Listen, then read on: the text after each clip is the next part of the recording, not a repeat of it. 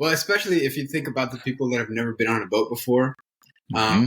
and suddenly, like, let's assume we're in windy conditions, and it's wavy. It's something that I maybe a lot of people don't think about who have never gone sailing, is that we're propelled by the wind, and the boat heels over, but that's totally normal. But it can be heeled over, 10 degrees, 20, 30 degrees, 45 degrees if you have a lot of wind. And that's just very unnatural for our floors to be 45 degrees. Mm-hmm. So for a lot of people, it's scary. You see the railing of the boat that gets buried under the water as it's rushing past, and all you can hear is the loud wind and the waves. In the moment, for someone new, that's either exhilarating or it's terrifying. but afterwards, you survive. And then you're like, dang, I did that. We did that. And that was like, wow, that was incredible. My name is Thad David. I'm a former Marine ReconScout Sniper with 2 deployments to Iraq. As a civilian, I've now facilitated hundreds of personal and professional development trainings across the country.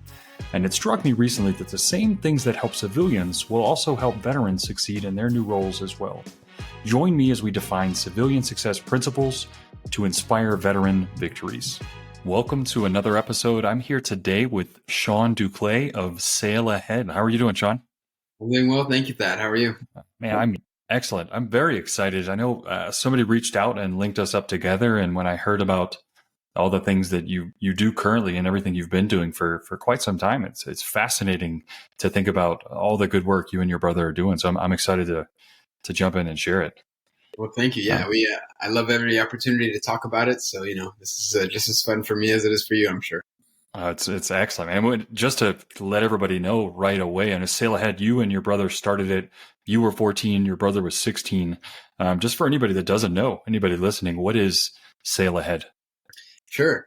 So Sail Ahead is, as you said, is an organization my brother and I started when we were 14 and 16. And it started with a very basic premise.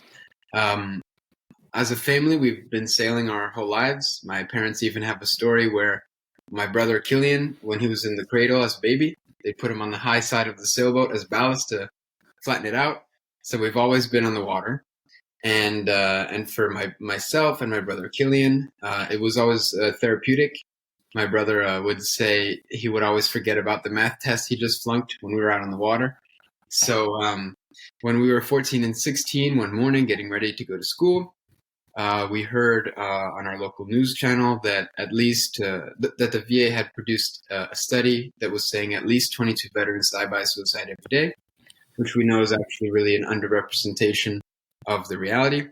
That there's over 70,000 veterans in our county of Suffolk County, and many, many, many homeless veterans in New York City, which is in our backyard, etc. So we were shocked by this. We were disturbed by this. So we decided to take it into our own hands, and we invited a Vietnam veteran sailing with us. At the time, we were sailing in the winter out of Oyster Bay on dinghies, and not a recipe for success if you take an older gentleman, veteran, sailing in the winter on a dinghy. So he actually asked us to cut the sail short, which we did. But nevertheless, when we got back to the beach, he gave us both a hug. He started crying, so we started crying, and he told us that in the 20 years that he was going to therapy for his PTSD, that was the best therapy he ever had.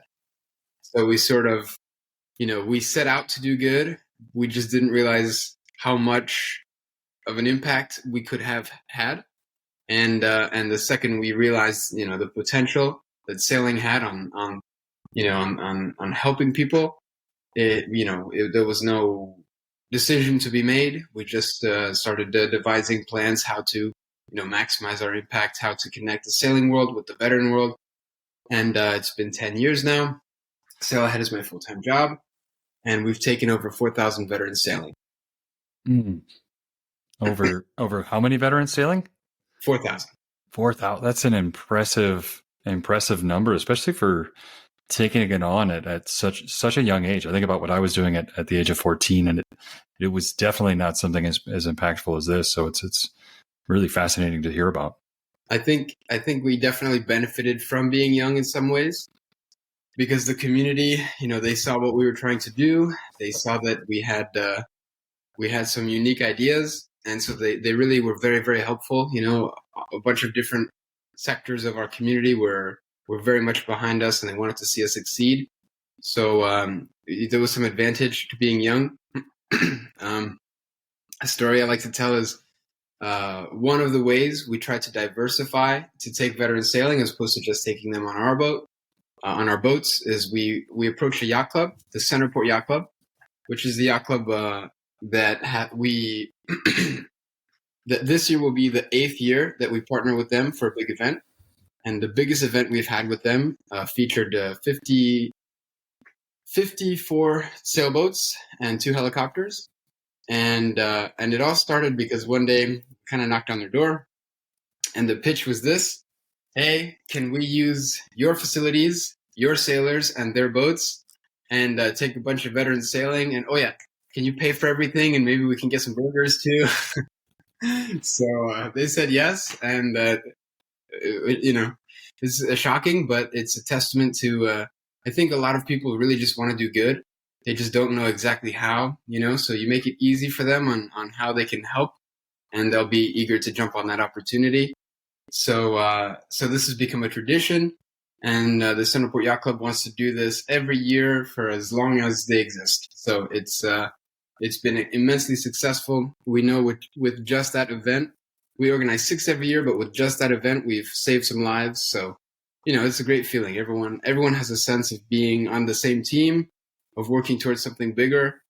And so that's what I mean. Like, the community really supported us. We don't really see it as us by ourselves doing all this. We've had, just last year, we had 80 boat owners that volunteered throughout the year. So, it's a whole community that's really behind us. That's fascinating. And I really appreciate your comment that I think might be just a little bit opposite of what some other people would say, but you said a lot of people really just want to help. They have good in their heart and they just don't know where to help, and you're just providing that opportunity for it. And what a beautiful way of looking at life. Mm-hmm. And that's fascinating. So you're now going to do that one specific one. You said every year, it takes place every year. Yeah, this year, 2024, will be the 8th year we do it with the Centerport Yacht Club. Okay. And we do it every year. And so beyond just having one event with the Centerport Yacht Club, it's the biggest event Sailorhead does every year. A lot of the skippers go on to take veterans sailing during weekly races or just privately on their boats on weekends.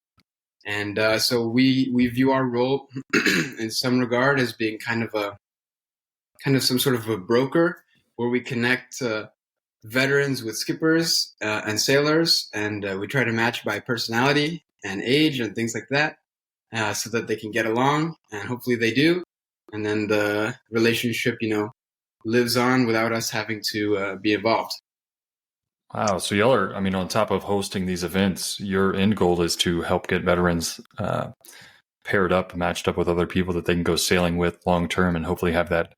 It sounds like in some cases could be a lifelong friendship that they're creating. Yeah. We have some incredible stories of there's one skipper who is also a Vietnam veteran. He's a double Purple Heart recipient, and he told us that the way he characterized his experience in Vietnam is, I think he spent 280 some days playing hide and seek, and twice he was found. But he's someone who never really talked about his experience, and never, not to his family, not to us, even though we've known him for years.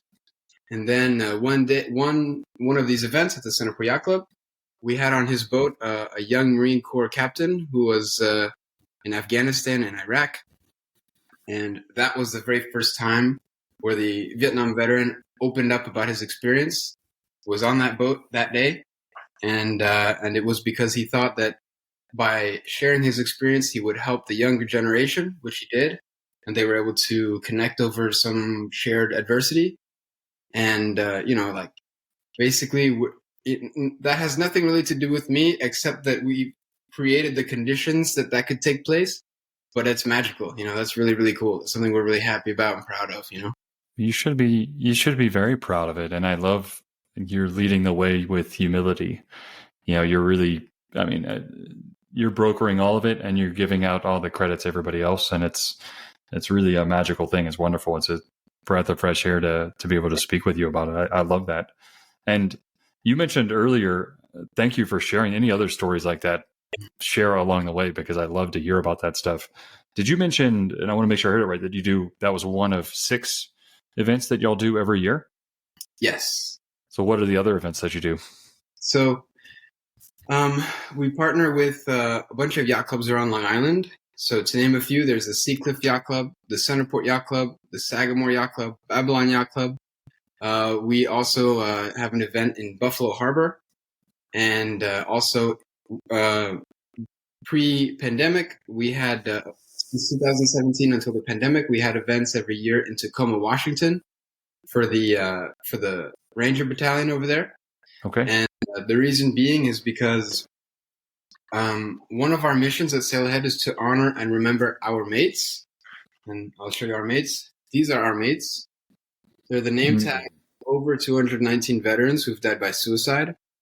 So if we go back to the origin of Sailhead, the statistic of 22 a day, 219 is one short of 220. So this is these are the self-inflicted casualties in the United States every 10 days. And we carry our mates with us wherever we go for a number of reasons. One is kind of the shock factor. For people who don't have any concept of what's going on in the military community, this is saying 22 a day. People might associate it with like a push-up challenge or something like that. But these are real human lives represented by name tags. Behind every one of these veterans, there's a family that's suffered. So one of our mates, his name is Ryan James Day. He was a U.S. Army Ranger. He was 21 when he took his life, and he was stationed in Washington, in Tacoma. So our event there was in honor of him. And another Ranger, Matt Wilson, who also took his life. And the whole point is bring the Ranger community together for a day of fun.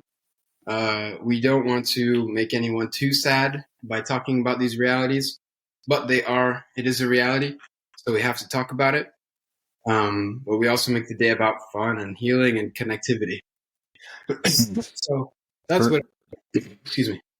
No, you're good. I mean, just for anybody that if you're listening to this only and you weren't able to see it, Sean actually held up. You said 210 name tags. I mean, it's 19, yeah. 219. It really hits you when you see that. I mean, I know that was the point of it when you say 22 a day, but when you actually hold that up and you see all those name tags, that's very powerful.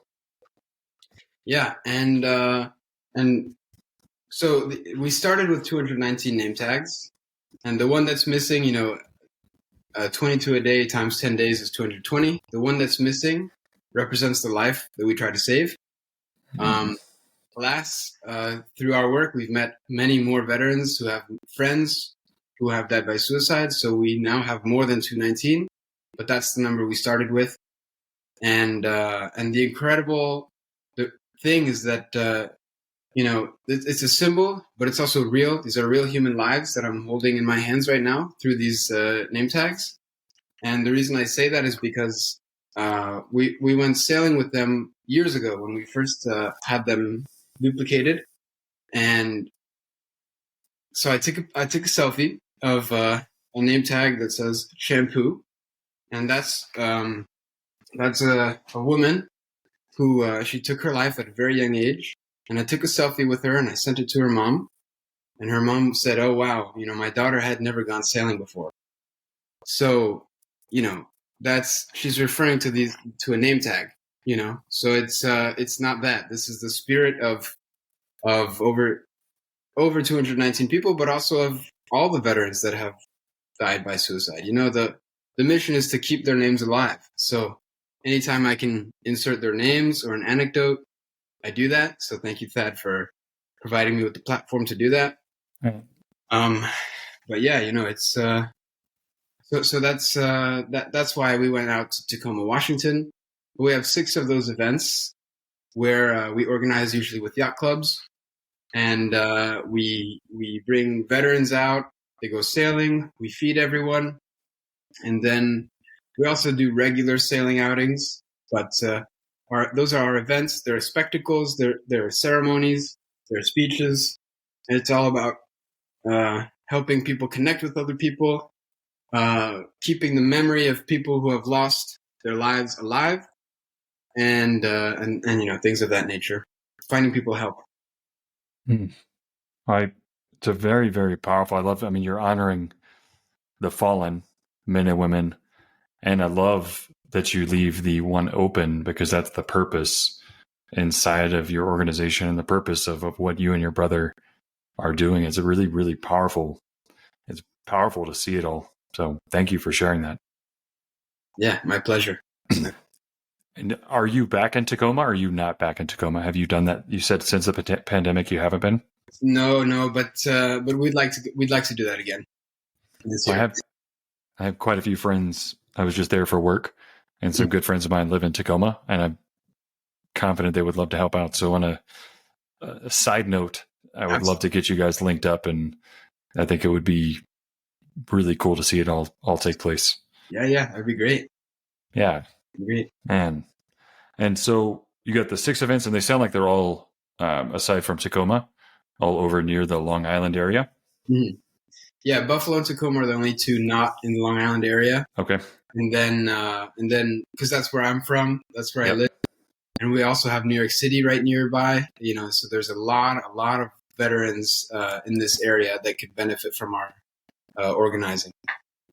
I think it's fascinating. And it makes sense that it's centrally located to where you are because your reach can only be so far as you're growing. And so what does it look like the future? What's your game plan for the future of Sail Ahead?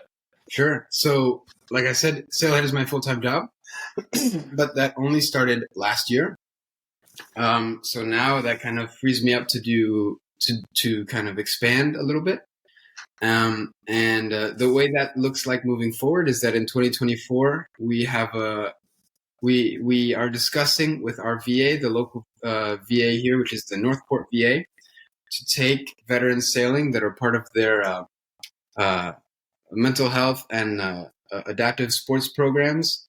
They have 350 veterans enrolled in those programs. And the idea is to take them sailing between June and Thanksgiving. Twice a week. We're offering for between like 6 and 20 veterans. We're offering them to go sailing twice a week, every week between June and Thanksgiving.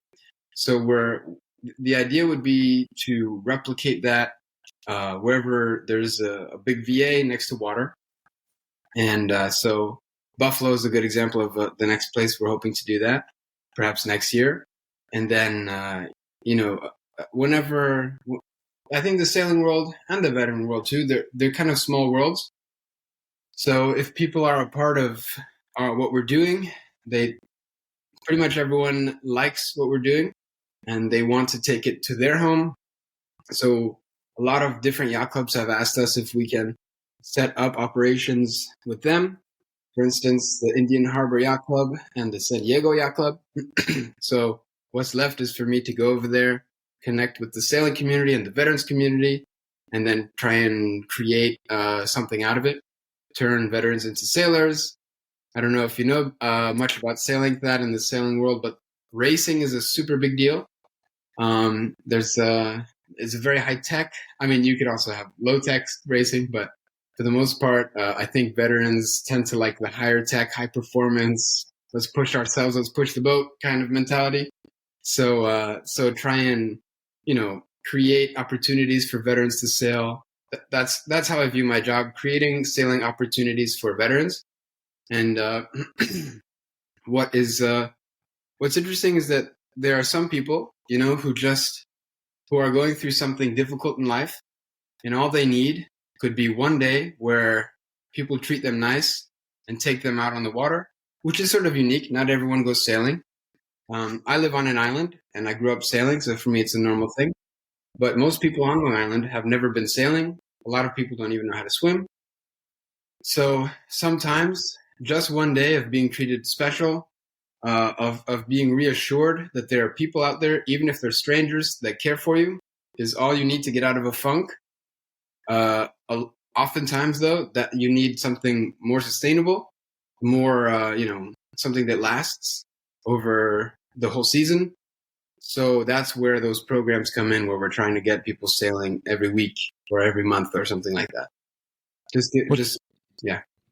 What's the most common, just out of curiosity, because I mean, 4,000 veterans that's a lot of veterans that you and your brother have gotten out on a sailboat. What's the most common piece of feedback that you hear after one or after several sailing trips from veterans? I think not for nothing, but the fact that we run it as a family, like my parents are involved, my two younger sisters are also very involved.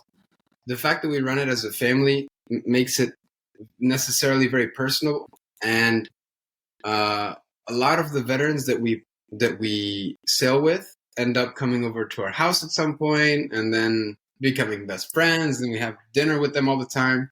So I think just how, and I mean, like I said, now it's a job, but it used to only be for passion and pleasure that we did this. So that's something you can feel, it's not like a service that we provide because whatever. It's something that we want to do, that we like doing. So the most common feedback is like just the, I don't know how to say it and not sound corny, but just like the love, love. Well, you can feel, I mean, it exudes from you just talking about it. I mean, you can tell this is something that you're doing because you love it and because you're passionate about it. And so I could see that as being a very powerful, moving experience. It's really amazing, really fascinating. And I know you shared the story about the Vietnam veteran that went, and it was kind of a rocky trip. Y'all had to turn the boat back. It seemed like that one trip just changed everything for him. Yeah. He, it's really interesting to see the way some people respond to the sailing, because some people, it's almost like it's a catalyst where they're going through something difficult. So in this case, his name was Fritz, this veteran, and Fritz was going through a rough patch, it's fair to say. And then we went sailing with him through the course of the entire winter, pretty much every weekend. And it seems like, and he said this, it empowered him to do some things that he was wanting to do for years, but because he was stuck in a rut or I don't know the word for it, some kind of a brain fog, he didn't do it. But so in his example, he wanted to go back to Haiti, where he's from, and spend some time with his family and kind of reconnect with his roots. And then come back to New York, which he did. He went back to Haiti for a few years. He was always sending videos of him partying, having fun, living life. And so you have responses like that. It's just really interesting the way people respond to it. It tends to be, it's almost overwhelmingly positive, except for the very few people who get seasick, and that's just too bad. There's nothing we can do about that, unfortunately. But what ends up happening just with people that get seasick? So we have support boats out there, ribs, and if it's too bad, we'll get them from a sailboat onto a rib and bring them back on shore, and then give them a burger or something like that. Okay, so that's unfortunately what we can do. Yeah, do they? I wonder if they have still even in that stretching outside of their. I would imagine stretching outside of their comfort zone.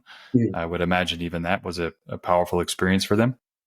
I think, that I've read, in college I took some psychology classes, and there was at some point we discussed how exposure to new experiences is really helpful to your brain and really important for, creating good feelings. So yeah, I like to think that way. I know that for most people, I think that's true.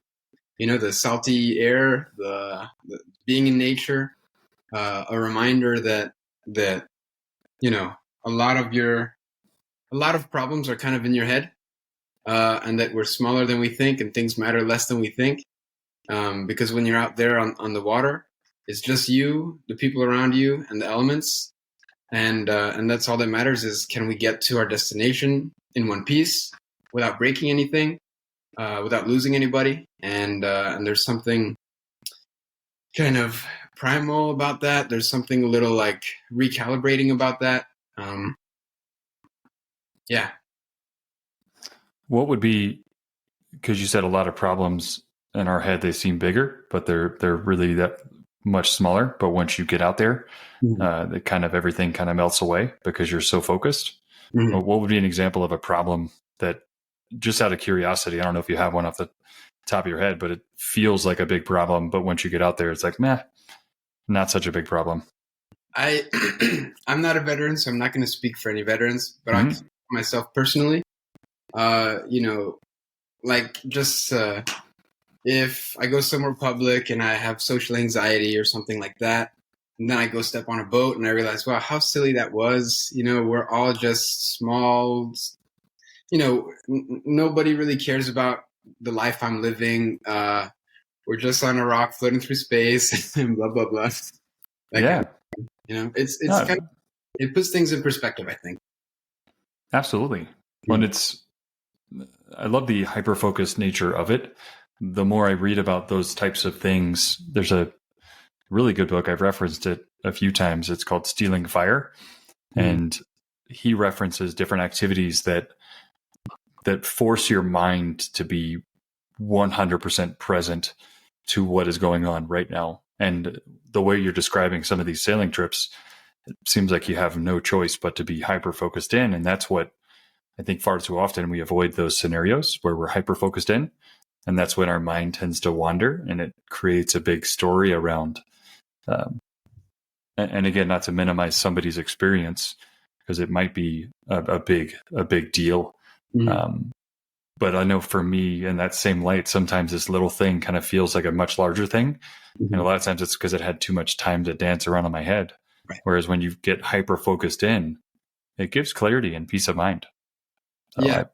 It gives you an opportunity to prioritize everything, Well, I love it. And there's I've been trying to track her down because I want to interview her. And it's an episode I'm going to record soon. It's about the types of fun. There's 3 types of fun: type 1 fun, type 2 fun, type 3 fun. Are you familiar with those? Have you heard of? 1 is in the moment. 2 is like after the moment passes, right? And then I think. Go ahead. You explain it. No, you're good. And I'm sure there's been several variations of this one, but the way that she described it was an old REI article from a very, very long time ago that I happened to come across. But basically, type 1 fun is like, nah, this is fun. Like this is fun. I'm having fun right now. Type 3 fun is, this is no fun. I'm not enjoying myself. I'm not going to enjoy this in the future, and it's not fun right now. But type 2 fun is very much, it's not super enjoyable right now. Like it's like, this is kind of sketchy. But then after the fact, it's when it's really fun, that the situation's over and you look back on it and it's like, wow, that was really fun. And I could imagine even getting scared on a sailboat. I bet you're giving out a lot of type 2 fun. Oh yeah. Well, especially if you think about the people that have never been on a boat before.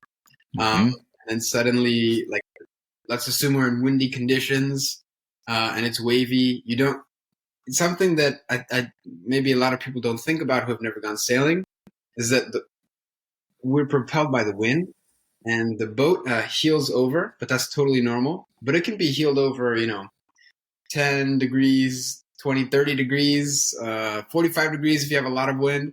And that's just very unnatural for our floors to be at 45 degrees. So for a lot of people, it's scary. You see the railing of the boat that gets buried under the water as it's rushing past, and all you can hear is the loud wind and the waves. In the moment, for someone new, that's either exhilarating or it's terrifying.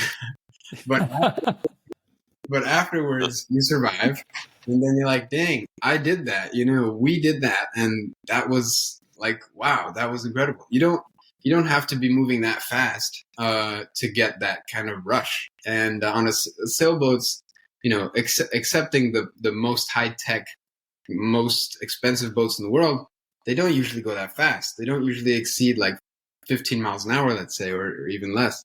So, but that doesn't matter. What matters is that it's you and your equipment, in this case your boat, dealing against the wind and the waves, and things are under a lot of stress, because if you have 15-mile-an-hour winds and a huge amount of sail, then things are leaning and craning, and it's your job to make sure you're operating that boat safely, that you're taking advantage of what nature's offering you.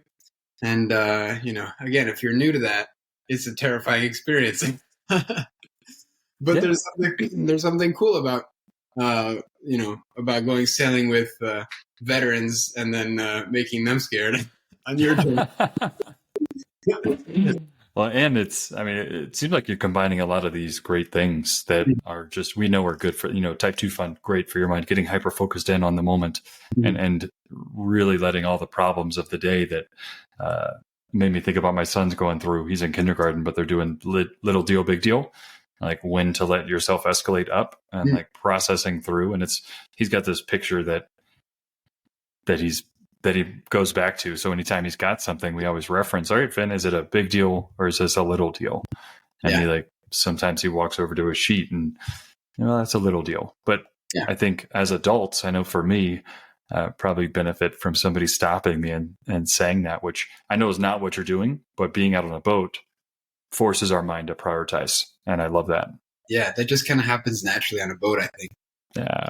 And another really great part about it is that when you're sailing, I sometimes liken it to a forced group therapy session, because if I'm sailing and I'm out there with a few veterans who may have never met each other before, but they might both have TBI or post-traumatic stress or depression or are otherwise both suffering adjacent things, then suddenly no one's out there, no one's eavesdropping, no one's judging you, and you can't really bail out because you'd have to swim back. So not only are we physically working together, and this is why sailing is so much better than powerboating. No offense to any powerboaters out there, but essentially on a powerboat, you have one person with the key, you turn the key, and from the wheel, you have everything. You have speed, you have maneuvering.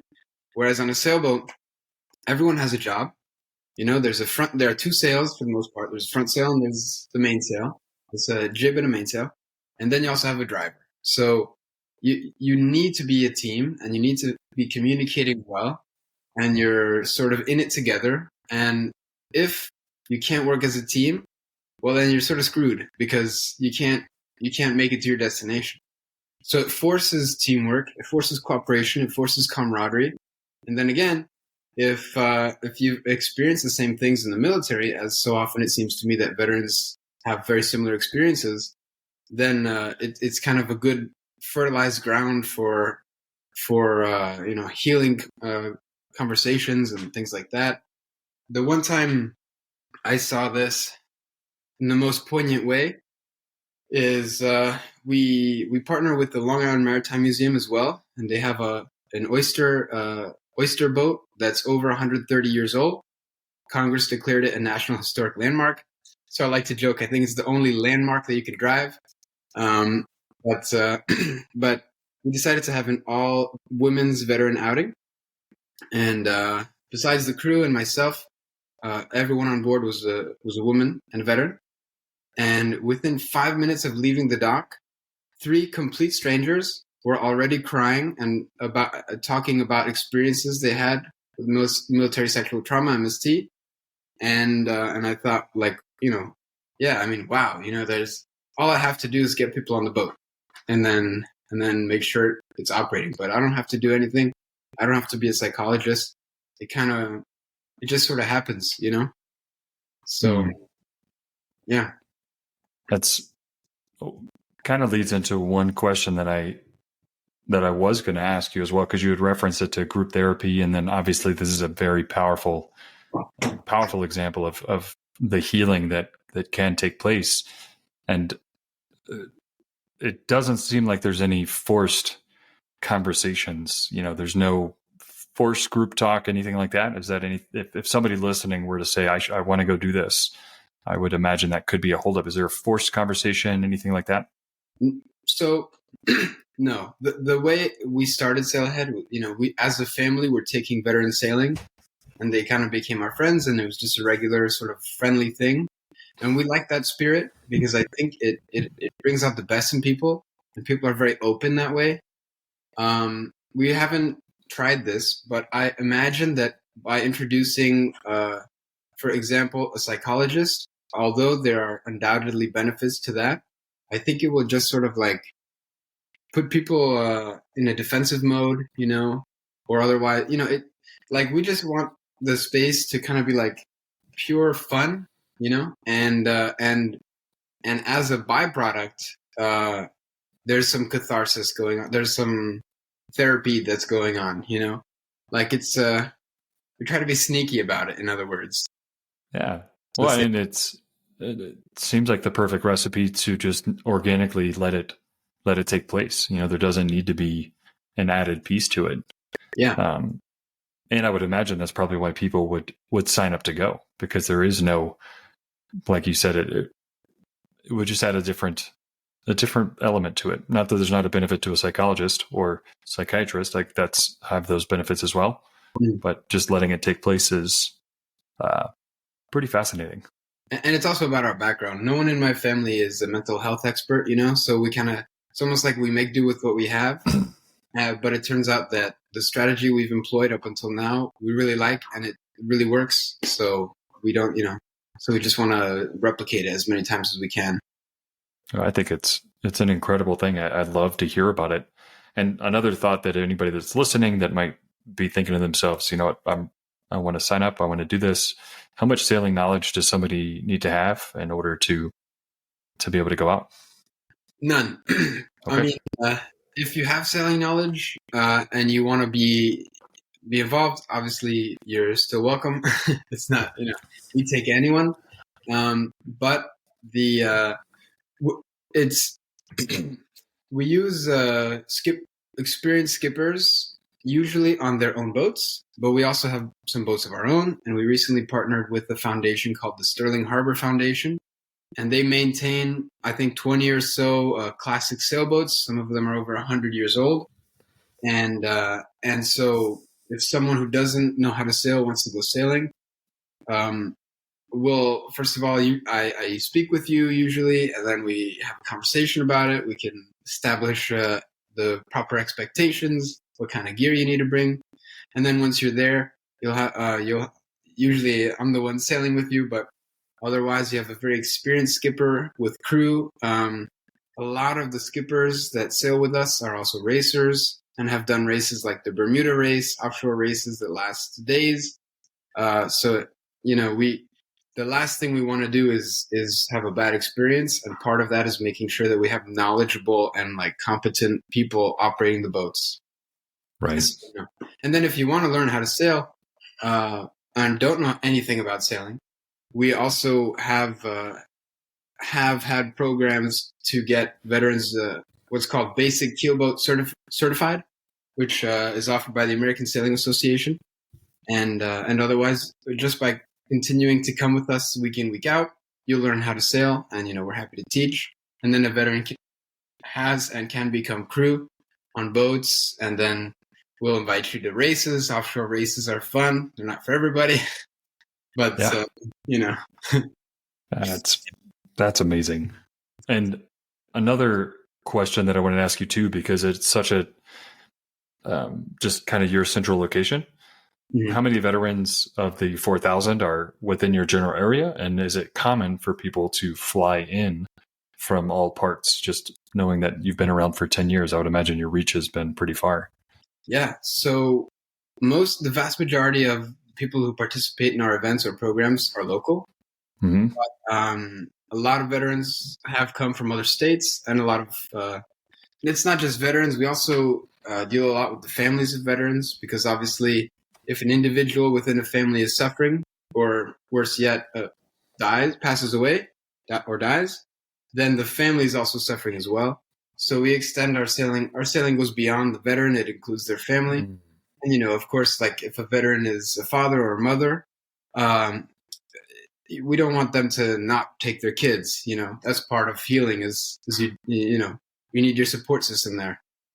So we have in the past fundraised, and we've had families, especially of our mates, families of our mates that we fundraise for to come fly in from Colorado, from Washington, Idaho, Louisiana, New Jersey, which is really close, but New Jersey, and a few other states, Texas, and a few others.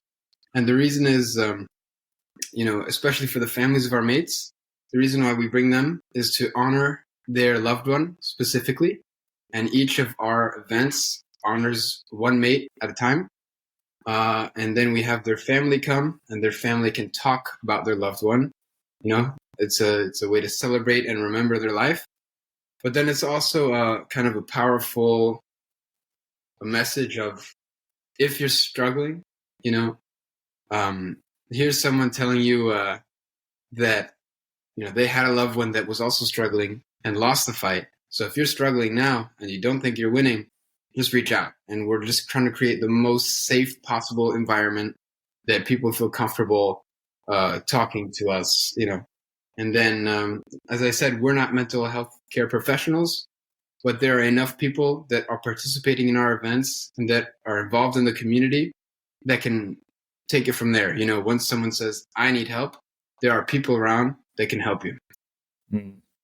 And but for the most part, they're local, the tri-state area, pretty much.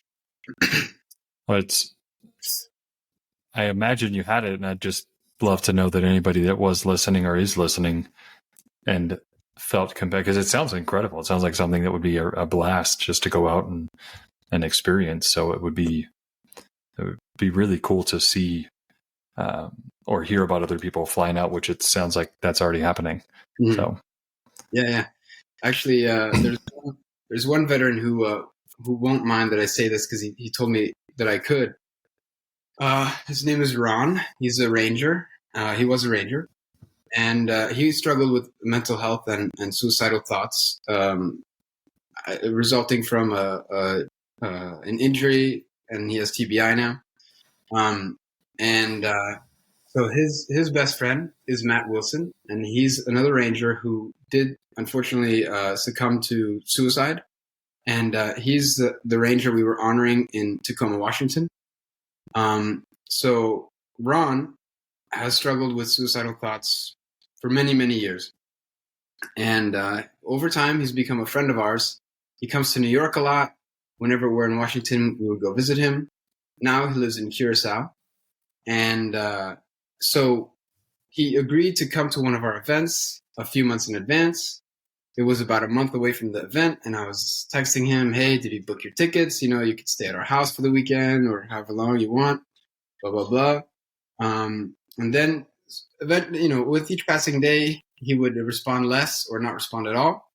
And we started to get worried. It's there's a spiral happening that we were aware of. So I just activated the network of everyone I knew who knew him. And we were just calling him, sending him love, voice memos, positive, uplifting things. And I bought him a plane ticket the morning of the event, even though he knew about it months in advance. He got on the plane, he showed up, and he told me later that day, after the event and the festivities were done, that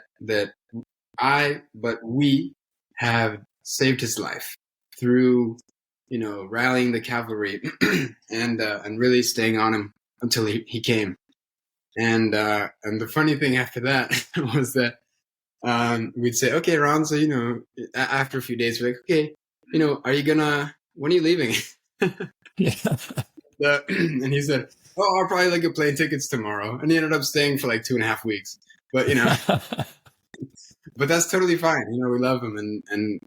And that's what we set out to do, is help people. And he's an example of someone who really needed help and whose life we saved. And he won't mind me saying that. He said he gave me permission to share that story. But, it's it kind of shows you that this job isn't like any other job, It's there is no clocking out. It's a human job. You're dealing with human people, and like I would just want to help people is basically the idea. And sometimes that takes work, and sometimes it's creative. But the point is, let's go sailing. Let's go sailing. Let's go sailing. Let's go sailing. Yeah. Well, I think it's incredible because it's a rare thing to find somebody that is so committed as you and your family with what they say. This is my goal. This is what I'm doing, and you are all in. And every it's not a 9 to 5 like you said, and it's a breath of fresh air to hear about. And I love to hear about all the lives you're changing and saving. Thank you, Dad. Yeah. Well, thank you for doing what you're doing. Mm-hmm. Yeah. What is the best place for if somebody wants to just help out? I would imagine you take donations. What's the best place for somebody to reach out, kind of get more information, maybe help support? What does that look like? Yeah, so we are a 501c3, so we do accept donations, and boating isn't cheap, unfortunately. Yeah.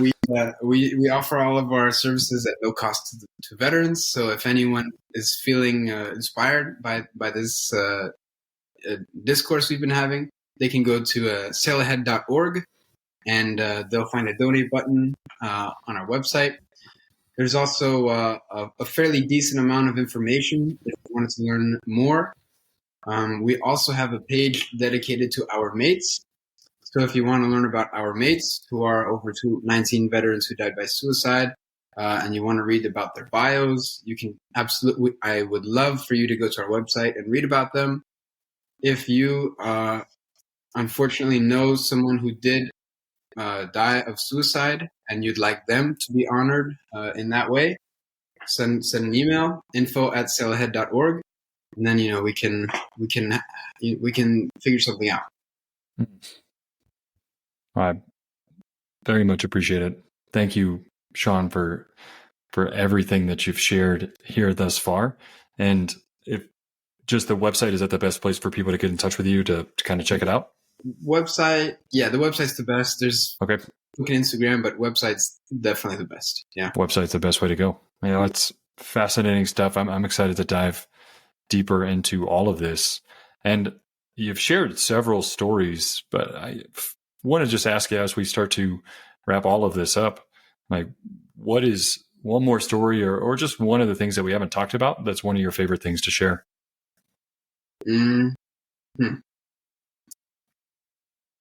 Well, just that.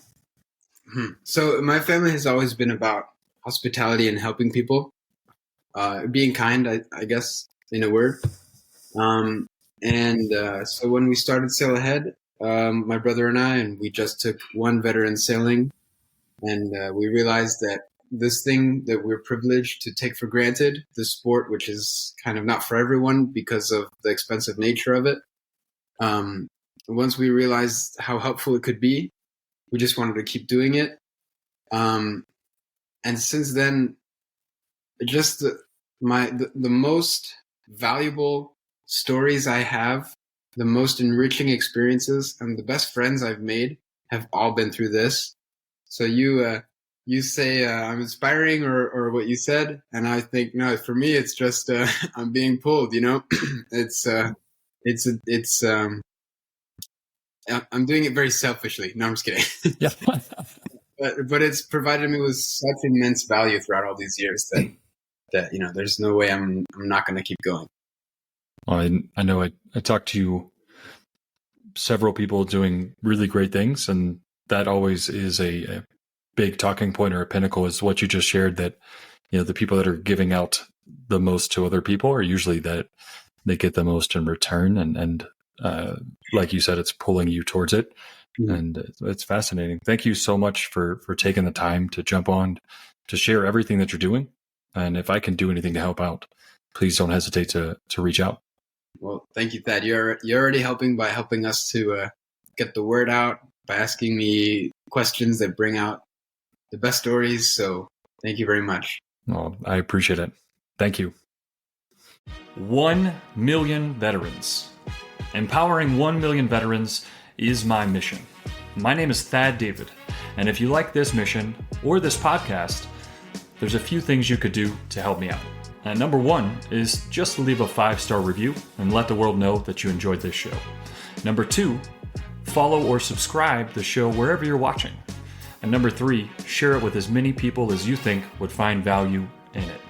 Now, if you have direct feedback for me, or if there's anything that I can do to personally help you out, please reach out to me directly at victoriousveteranproject@gmail.com. I truly look forward to hearing from you. Conquer today.